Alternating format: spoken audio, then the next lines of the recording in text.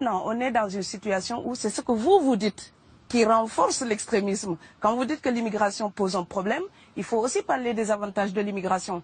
Parce que moi, quand je travaille en France, je paye mes impôts ici. Donc les étrangers qui sont là, il y a une partie qui peut travailler et envoyer au pays aidé. La majorité paye ses impôts, s'installe dans vos pays, enrichit vos pays. Donc ce sont des citoyens productifs. Après, il faut voir, il y a une minorité qui vient, il y a des morts, certes. Mais je voulais souligner une chose. Le discours que vous avez, il est encore légitime tant que l'Afrique restera muette. Et moi, aujourd'hui, je voulais m'indigner pour le silence de l'Union africaine. Les gens là qui meurent sur les plages, et je mesure mes mots, si c'était des Blancs, la terre entière serait en train de trembler. Ce sont des Noirs et des Arabes. Alors eux, quand ils meurent, ça coûte moins cher. Ici, j'étais venu en 2008 et j'avais dit, l'Union européenne, avec ses flottes de guerre, avec son économie, je vous dis une chose, si on voulait attaquer nos pays ici en Occident, il y aurait des moyens de se défendre.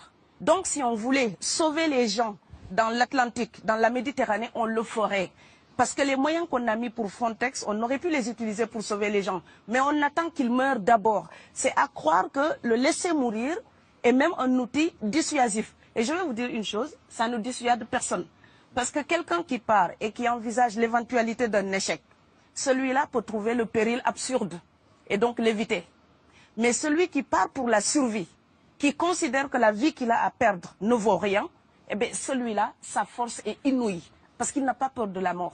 C'est exactement pourquoi il faut fermer des frontières complètement. Il faut sauver l'Afrique et sauver l'Europe. Vous ne pourrez pas rester comme des gens. Vous ne resterez pas comme des poissons rouges dans la forteresse européenne.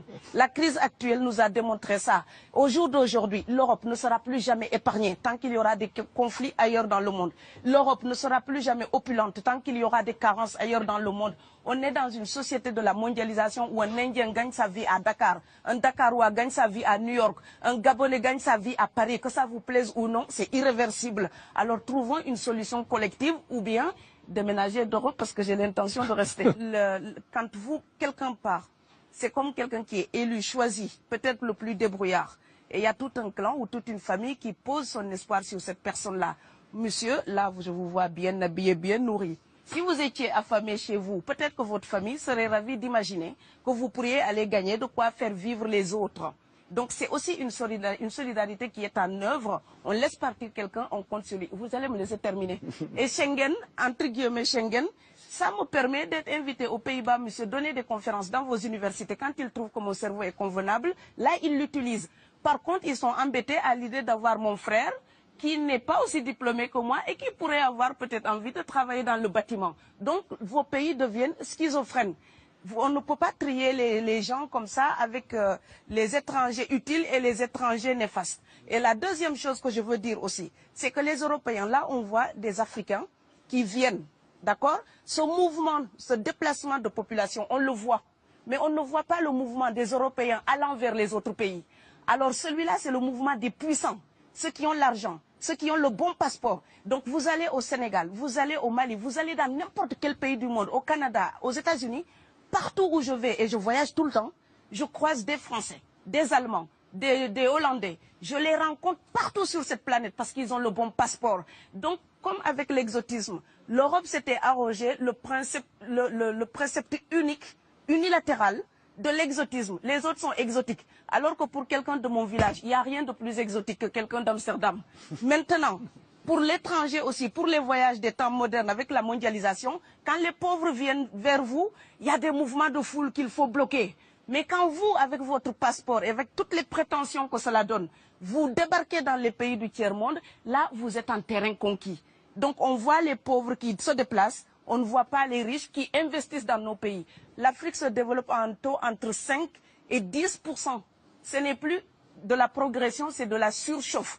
Sauf que quand des pays du tiers-monde se développent et qu'ils n'ont pas les moyens pour gérer tout ça, il faut une ingénierie, il faut une formation, il faut des populations pour installer une démocratie. Là, cette surchauffe-là, vous avez besoin qu'on reste dominé pour servir de débouché à l'industrie européenne. Alors il faut arrêter l'hypocrisie. On sera riches ensemble ou on va se noyer tous ensemble. Et je pense que l'Afrique et l'Europe, par exemple, sont là comme des enfants qui se regardent à travers un miroir déformant. Il serait enfin temps qu'ils se respectent, enfin qu'elles se respectent suffisamment pour que l'Europe arrête de nous envoyer ses déchets industriels pour pour construire avec nous de véritables industries, pour que l'Europe participe à ce développement et que l'Afrique, 60 ans après les indépendances, arrête de dire c'est la faute des autres. Au bout d'un moment, indépendance, c'est responsabilité. Si nous sommes vraiment indépendants en Afrique, nous sommes aussi responsables de notre destin. Et ça ne se fera pas sans les Européens et l'Europe ne s'en sortira pas sans l'Afrique parce que sinon nous serons un boulet que vous traînerez. Donc ce monde-là est lié et je pense que l'entente, je rêve d'une entente, d'une fraternité. Oui, je sais, ça fait bisounours. Mais il me faut garder cette utopie-là pour garder le courage d'écrire toutes les nuits. Parce que j'ai fait le vent de l'Atlantique il y a bientôt 12 ans. Aujourd'hui, à l'époque, quand je parlais de dizaines de morts dans l'Atlantique, on me disait « tu exagères ». Maintenant qu'on les ramasse par milliers, je suis absolument triste de devoir réaliser tout simplement qu'en tant qu'auteur, je ne fais que répondre à l'injonction de Schiller. La dignité de l'homme est remise entre vos mains, gardez-la.